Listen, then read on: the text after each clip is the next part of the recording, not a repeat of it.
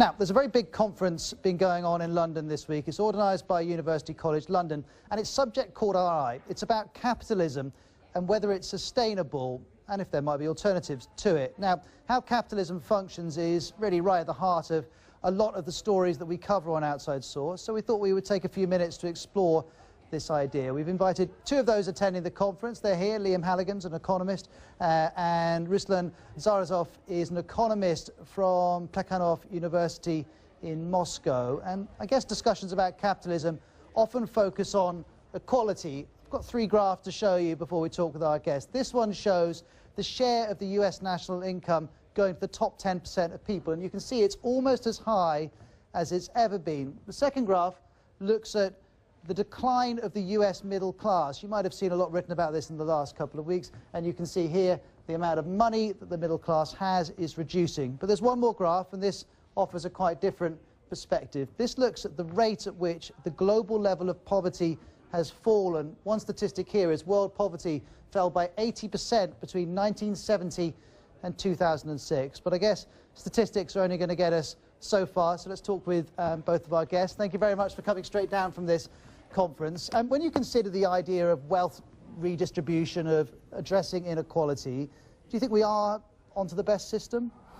I think capitalism's the worst possible way of organising society, apart from all the other ones.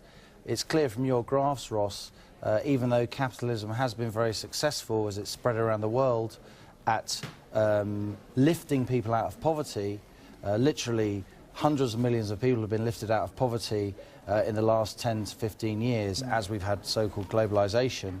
There's been less inequality between countries now as a result of capitalism. Clearly in the Western world, capitalism is in crisis. You've got a squeezed middle class, you've got lower social mobility, and you've got consent for capitalism falling. But it's better than anything else we've got. Would you agree with that? Oh, I would agree with Liam, if not the world economic crisis which we witness today, because it seems that nowadays capitalism is out of order, do not operate appropriately, because despite this, the impressive increase in poverty reduction relative to 1970s, today there is a deficiency of aggregate demand on the world scale. And that is producing crisis. You two both know an awful lot about Russia. Can we learn any lessons from what's happened with the Russian economy, how it started to embrace capitalism? I lived in Russia during the real heady days of the early and mid-90s, and I know Ruslan was there as well. We've been talking about it.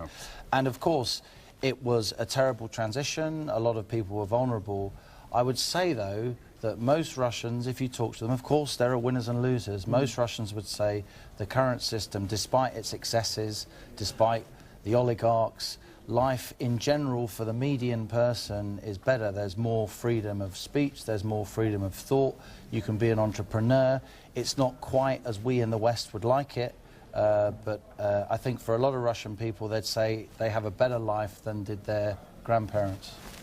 Well, I think that it is a very disputable question in Russia, and nostalgia for the Soviet system is growing, and not only in Russia but in other former USSR republics as well. But concerning the lessons, I think that the main lesson is that underinvesting manufacturing and relying on extraction of oil and on proceeds from oil from the world market, Russia became very vulnerable, which is revealed by current economic crisis and anti-Russian sanctions. Liam, I'm not feeling overly inspired by your message about Russia, which is essentially it was really bad back then, now at least it's a little bit better than when it was really bad.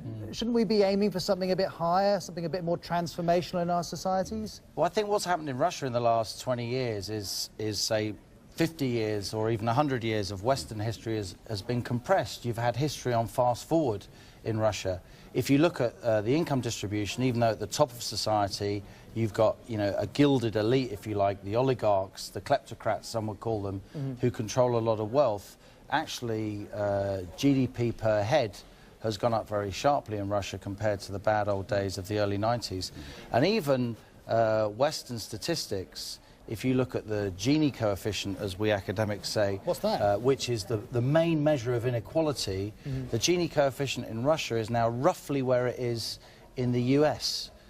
So it's not quite as unequal Right. as it looks in the news bulletins. Both of you, don't go anywhere. I'm just going to go back to the screen because there's a couple of other issues that I want to raise with those of you watching before we go back and talk with Ruslan and Liam. It's about the governments that people around the world are choosing and what that tells us about attitudes towards capitalism. Let's begin with the example of Venezuela.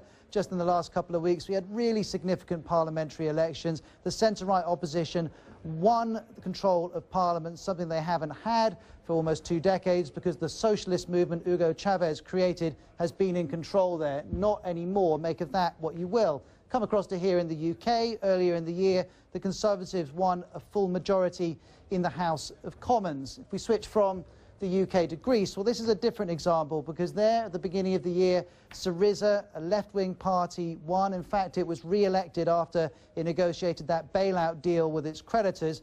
The terms of that bailout deal maybe make you think that what Alexis Tsipras, the Prime Minister, has been saying about his attitudes towards austerity don't quite match what he's signed up to. Nevertheless, it's a left-wing party that's in power, and I shouldn't finish this segment without mentioning this man, leader of the opposition here in the UK, leader of the Labour Party, Jeremy Corbyn, a man who would proudly call himself a socialist and who is far to the left of his predecessors like Gordon Brown and Tony Blair. So what can we learn about this? Let's go back to Liam and Ruslan. When you look at elections around the world, do you see people turning away from capitalism? I think yes, and it is a clear manifestation of the failure of neoliberalism to live up to expectations of people, because it is obvious that a neoliberal austerity approach is not a solution to our problems. It is a problem, the problem itself. Is it obvious? George Osborne, Chancellor of the Exchequer, the Finance Minister here in the UK would say austerity is working. Well, people from the ruling elite, of course, will argue that, but look at people, why they voted for Jeremy Corbyn in Labour Party. It is the a Labour great Party sign. voted Jeremy Corbyn. Whether he can win the support of the country, we'll have to wait a little while. Jeremy Corbyn, of course, I mean, he's a media phenomenon, and within the Labour Party, lots of people voted for him. Of course, he's got the lowest approval rating since Michael Foot, who was Labour leader in the early 1980s. Look, why is Venezuela in trouble? Venezuela's in trouble. It's just contracted by 9%. Because the price of oil has gone from $70 to almost 30, and Venezuela is extremely oil dependent. 90% of its exports depend on oil and gas. I think clearly, yes, you do have a lot of difficulties. A lot of capitalist societies got in a lot of debt after the financial crisis, and for that reason, governments in the West and in the emerging markets are having to tighten their belts. When you get governments tightening their belts and you have a democracy, people get upset. Do you think then we need to be working for a different type of capitalism, or we need something completely different? I've only got a few seconds here. Do you think we need something, an alternative? Yeah, I think so you we want a need full an alternative, and Liam, you sound like you're looking for a new version. I think capitalism is we need to rein in the excesses of capitalism. That's the only way it can maintain consent and public support. And in the West, certainly, we're in danger of not reining it in enough, in my view. Pleasure chatting to you both. Thank you very much for rushing over to see us. We appreciate it. Thanks to Liam Halligan, economist at the Telegraph, and Ruslan Dzarasov, an economist from the Plekhanov University in Moscow. OK, that is it for today's Outside Source. Thank you very much indeed for watching. Speak to you at the same time tomorrow. Bye-bye.